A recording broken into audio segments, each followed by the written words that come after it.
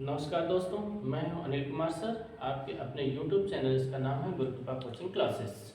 दोस्तों, आज का वीडियो इस मायने में बहुत इंटरेस्टेड होगा कि ये गॉस का प्रमेय ये कक्षा 12 की फिजिक्स में सबसे इम्पोर्टेंट एक अति महत्वपूर्ण हेडिंग के रूप में है। मैंने मेंशन किया है कई वर्षों में ये जरूर पूछे जा रहे हैं, या इससे अनुप्रयोग बनते हैं और कुछ इससे न्यूमेरिकल भी आ जाते हैं। तो इस वीडियो को आपको मन लगा के देखना होगा। गॉस का प्रमेय क्या होता है? तो गॉस का प्रमेय या गाउस नियम, गॉस या गाउस, इसका दो नाम मिल सकता है। गाउस का प्रमेय या गाउस का नियम भी कह सकते हैं। तो गॉस का सबसे पहले जानेंगे कि गॉस का प्रमेय किसके लिए बना है। तो दोस्तों, ये जो गॉस का प्रमेय है वो वैद्युत क्षेत्र में कोई एक काल्पनिक बंद पृष्ठ लेंगे, एक ऐसा बंद पृष्ठ लेंगे जो वैद्युत क्षेत्र में रखा गया होगा, उसका नाम देंगे गॉसियन पृष्ठ, क्योंकि गॉस का प्रमेय है, जो वैज्ञानिक है उन्हीं के नाम पे गॉस का प्रमेय जो रखा गया है, तो इस बंद पृष्ठ का नाम देंगे गॉसियन पृष्ठ। तो इस गॉसियन पृष्ठ से होकर के कितना फ्लक्स निकल रहा है, कितना वैद्युत फ्लक्स निकल रहा है, इनकी मात्रा को और उस गॉसियन पृष्ठ से बद्ध आवेश कितना है, इन दोनों के बीच में ये संबंध बतलाता है। ये जो नियम है वैद्युत फ्लक्स और गॉसियन जो बंद पृष्ठ है उससे रिलेटेड जो आवेश, उससे जो बद्ध आवेश है, उन दोनों के बीच में ये संबंध बतलाता है। जैसे दोस्तों, ये मान लेते हैं कि ये एक तरह का ये जो गुब्बारा है हवा से भरा हुआ है, तो ये वैद्युत क्षेत्र में है। हम मान लेते हैं कि ये गॉसियन पृष्ठ जैसा निर्माण कर रहा है। क्योंकि इस गुब्बारे के भीतर इसके अंदर कोई आवेश रखा गया है, उस आवेश के कारण इसके चारों ओर वैद्युत क्षेत्र उत्पन्न हो जाएगा। ये चारों ओर वैद्युत क्षेत्र उत्पन्न हो जाएगा और वैद्युत क्षेत्र उत्पन्न होने से इसके चारों ओर वैद्युत फ्लक्स ऐसे निकलेंगे। इसके हर तरफ से वैद्युत फ्लक्स निकलेंगे। तो कितनी मात्रा में वैद्युत फ्लक्स निकल रहे हैं, गॉस का प्रमेय यही बतलाता है, इसी के लिए बना है। तो आइए स्टेटमेंट बताते हैं गॉस का प्रमेय क्या है, एक लाइन में आपको बताते हैं। तो जो गॉस का प्रमेय है दोस्तों, वैद्युत क्षेत्र में स्थित किसी गॉसियन पृष्ठ, बंद पृष्ठ से होकर गुजरने वाला जो वैद्युत फ्लक्स है फाई ई, वो उस गॉसियन पृष्ठ से बद्ध आवेश के 1/1/ε0 गुना होता है। एक बार फिर से सुन लेते हैं कि किसी भी बंद पृष्ठ यानी गॉसियन पृष्ठ से होकर गुजरने वाले वैद्युत फ्लक्स फाई ई उस पृष्ठ से बद्ध आवेश Q का 1/ε0 गुना होता है। यही गॉस का प्रमेय है। दोस्तों, इसको हम यहाँ पे लिख दिए हैं ताकि आपको अगर चाहे तो इसको नोट्स भी कर सकते हैं, नोट करने में आसानी रहेगी। किसी बंद पृष्ठ गॉसियन पृष्ठ से होकर गुजरने वाला वैद्युत फ्लक्स फाई पृष्ठ द्वारा परिबद्ध कुल आवेश Q का 1/ε0 गुना होता है। ε0 क्या है? ये वायु या निर्वात की विद्युतशीलता है। तो ये तो आपका स्टेटमेंट के रूप में रहा। अगर हम इसको न्यूमेरिकल इसको गणितीय रूप में, मैथमेटिकली रूप में दें, तो देखिए गणितीय रूप में इसको किस रूप में दे लेते हैं, किस रूप में दे रहे हैं,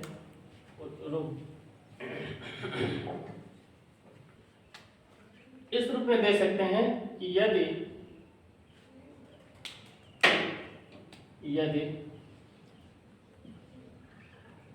किसी बंद पृष्ठ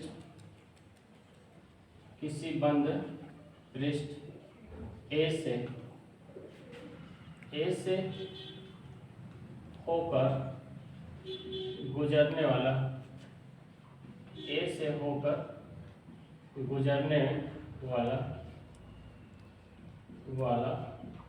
वैद्युत फ्लक्स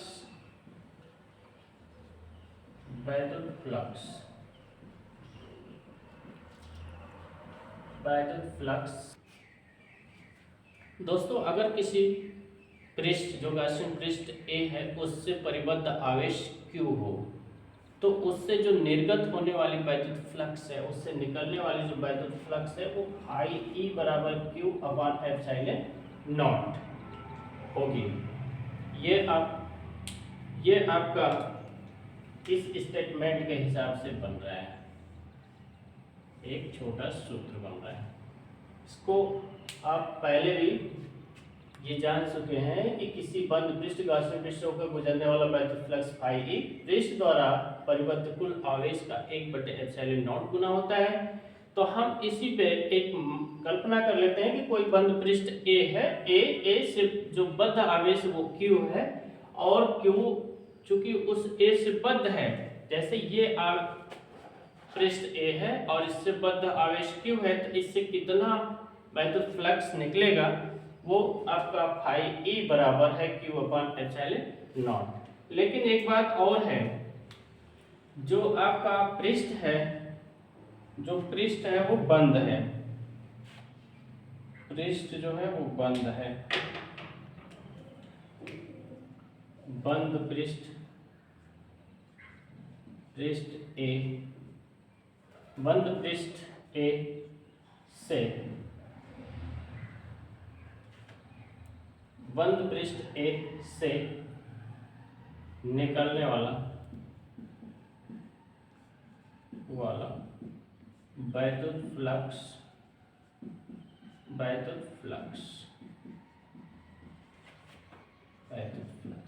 इसका सूत्र होता है फाई ई बराबर,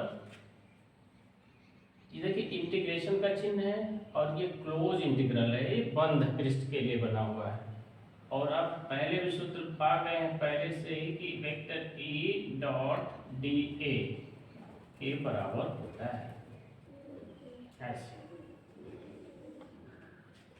अगर पृष्ठ बंद है तो उससे निकलने वाला जो वैद्युत फ्लक्स है वो फाई ई बराबर होता है इंटीग्रेशन का मतलब समाकलन, यानी जोड़, छोटी छोटी चीजों को जोड़ना है। आगे बताएंगे कि ये डी ए जो आया है छोटा अवयव है, अभी इसको हम सिद्ध करके आपको दिखाएंगे कि ये जो डी ए है क्षेत्रफल का छोटा अवयव है। छोटे छोटे अवयवों को जैसे ये आपको जैसे ये बताते हैं कि पृष्ठ है तो इसमें एक छोटा अवयव इतना चुन लेंगे, ऐसा चुनेंगे, ये डी ए होगा। तो ये छोटे छोटे डी ए को हर जगह डी ए को जोड़ेंगे तो समाकलन करना होगा और क्लोज इंटीग्रल करेंगे, बंद करेंगे। तो ठीक ऐसे ही यहाँ पे हो जाएगा आपका फाई ई बराबर close integral vector E dot D A. अब देखते हैं दोनों एक ही चीज हैं, दोनों एक ही हैं तो हम दोनों को एक ही जगह रख देते हैं। तो लिखेंगे अतः फाई ई बराबर Q अपॉन एप्सिलॉन नॉट, और ये बराबर होगा आपका क्लोज इंटीग्रल वेक्टर ई। इसका जो हमारा प्रमेय है वो मैथमेटिकली रूप में, गणितीय रूप में इस रूप में मिल गया। ये गणितीय रूप है, गणितीय रूप। हम गॉस के प्रमेय को गणितीय रूप में इस रूप में रख सकते हैं कि फाई ई बराबर Q upon epsilon naught equal to close integral vector E dot vector D A. अब एप्सिलॉन नॉट क्या है आपको मालूम होगा, एप्सिलॉन नॉट जो है वायु या निर्वात की,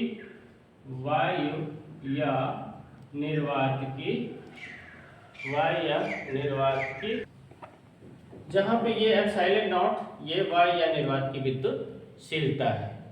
दोस्तों ये आप समझ गए कि फाई ई बराबर Q upon epsilon naught that is equal to close integration E vector E dot D A, और एप्सिलॉन नॉट वायु या निर्वात की विद्युतशीलता है। तो दोस्तों स्टेटमेंट के बाद हम ये उत्पत्ति इसका ले आएंगे कि ये कहाँ से कैसे ये आया है। तो इसके लिए उत्पत्ति को हम पहले क्या करते हैं कि एक कल्पना करते हैं कि एक बंद पृष्ठ है, ये आपका बंद पृष्ठ है, इसको कहेंगे गॉसियन पृष्ठ, और ये बंद पृष्ठ गॉसियन पृष्ठ है, इसका क्षेत्रफल A है। इसके भीतर एक बिंदु O है, यहीं पे कोई आवेश प्लस क्यू रख देंगे। इस प्लस क्यू आवेश की वजह से इस फ्लक्स, इस पूरे गॉसियन पृष्ठ के चारों ओर से फ्लक्स तो निकलेगा ही। ये बिल्कुल इस तरह से है, आप देख रहे हैं कि ये बिल्कुल इस तरह से है। ये गॉसियन पृष्ठ है, इसके भीतर जैसे एक गुब्बारा है, इसके भीतर प्लस क्यू आवेश रखें तो इसके चारों तरफ से वैद्युत फ्लक्स निकलेंगे। अब हम क्या करते हैं कि हम पहले एक छोटा सा भाग चुन लेते हैं डी ए। इस पृष्ठ के किनारे पर एक छोटा सा भाग चुन लेते हैं डी ए, ये डी ए, और क्षेत्रफल डी ए है। और ये जो है यहाँ से O बिंदु से, जो O बिंदु है जहाँ पे आप प्लस क्यू आवेश रखे हैं, यहाँ से इसके बीच की जो दूरी है वो, यहाँ से इसके बीच की दूरी ये स्मॉल r है ये। और इसका जो ये बाह्य पृष्ठ है, बाहरी पृष्ठ है, बाहरी भाग है, ये इस पे एक कोण बना रहा है और ये कोण ऐसे ये डी ओमेगा घन कोण के रूप में बना रहा है। ये आपका क्षेत्रफल अवयव डी ए है। दोस्तों यहाँ प्लस क्यू आवेश के कारण इस दिशा में वैद्युत क्षेत्र की तीव्रता होगी, बाहर की ओर होगी वैद्युत क्षेत्र की तीव्रता ये है। और ये पृष्ठ आपका गॉसियन पृष्ठ है, ये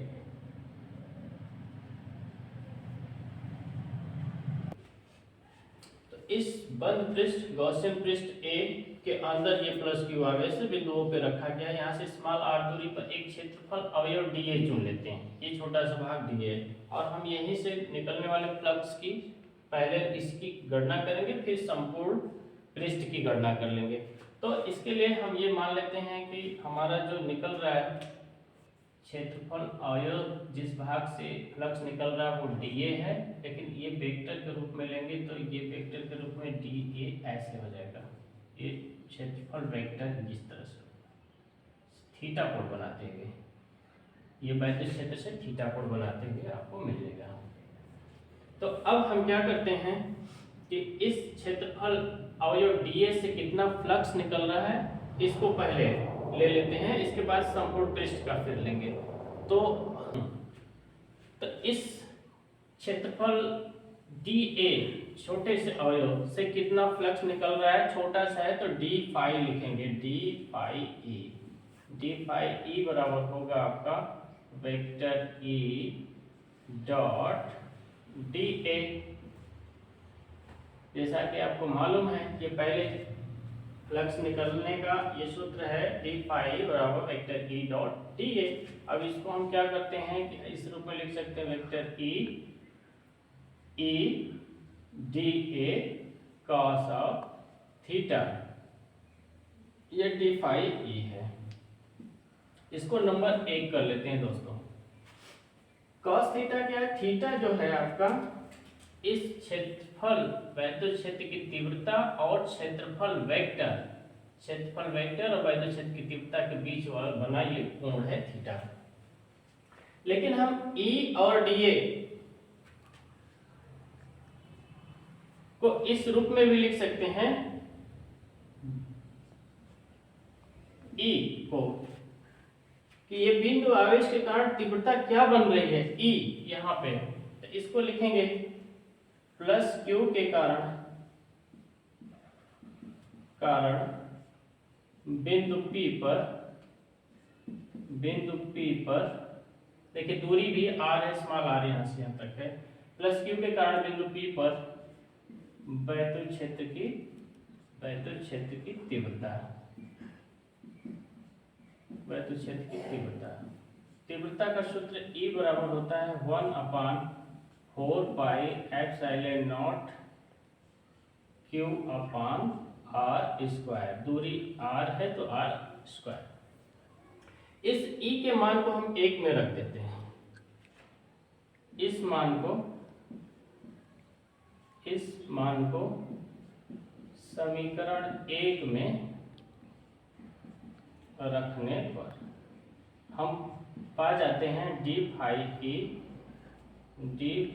ई बराबर ई की जगह पे आपको रखना है 1/4 pi epsilon naught Q upon R square into D A cos theta. अब दोस्तों देखिए इसको डी फाई ई बराबर, अब हम क्या कर लेते हैं कि ये आपका जो है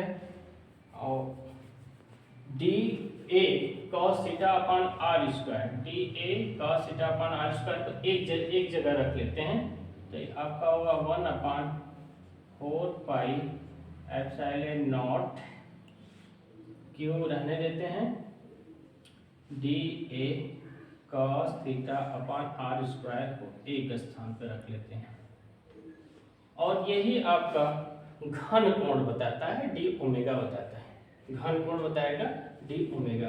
तो हम क्या करते हैं, इसको आगे ऐसे लिख लेते हैं डी फाई ई बराबर 1/4 पाई एप्सिलॉन नॉट क्यू, और ये हो जाएगा आपका डी ओमेगा।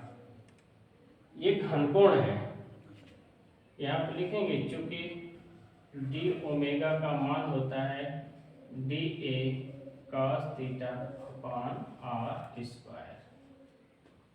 अब दोस्तों हमने एक छोटे से भाग डी ए से लिया है, अगर हमको संपूर्ण पृष्ठ का लेना हो तो इस डीए का डीए यहाँ डीए यहाँ डीए यहाँ डीए संपूर्ण पृष्ठ में क्लोज इंटीग्रल करेंगे तो हम लिखेंगे अतः संपूर्ण पृष्ठ से होकर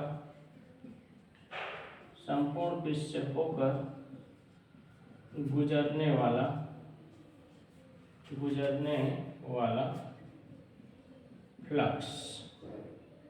वाला फ्लक्स ये क्या होगा, देखें दोस्तों हम इसको क्लोज करेंगे, इंटीग्रेशन करेंगे क्योंकि छोटे छोटे भाग को जोड़ना है और क्लोज कर देना है। क्लोज करके ये डी फाई ई को अब हमको छोटे छोटे डी फाई ई को जोड़ना है और क्लोज कर देना है क्योंकि वक्र है बंद, और ये आपका बन जाएगा फाई ई के बराबर पूरा। तो इसी तरह से हम इसको भी इंटीग्रेट कर लेते हैं, इसके दोनों तरफ इंटीग्रेशन कर लेते हैं। इंटीग्रेशन करेंगे, क्लोज रखेंगे 1/4 pi epsilon naught Q into D. तो दोस्तों यहाँ पे आपका फाई ई बराबर, इसको हम ये जो कांस्टेंट भाग है इसको बाहर कर लेते हैं 1/4 पाई एप्सिलॉन नॉट क्यू। अब इसका क्लोज इंटीग्रल हो जाएगा डी ओमेगा का।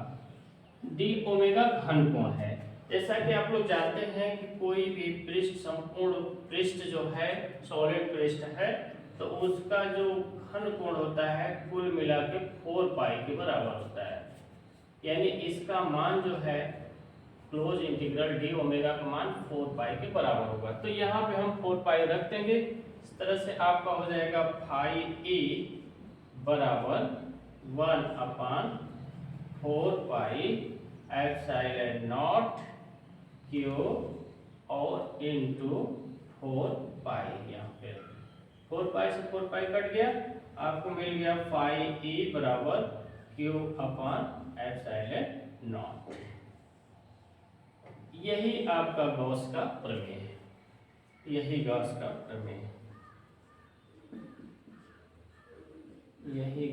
प्रमेय है।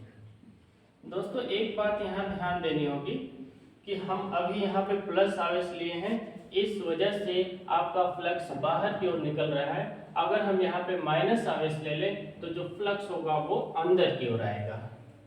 तो ये बिल्कुल समझना आपको चाहिए कि प्लस आवेश के कारण फ्लक्स बाहर की ओर निकल कर जाएगा और माइनस आवेश के कारण फ्लक्स जो होगा वो अंदर की ओर आएगा।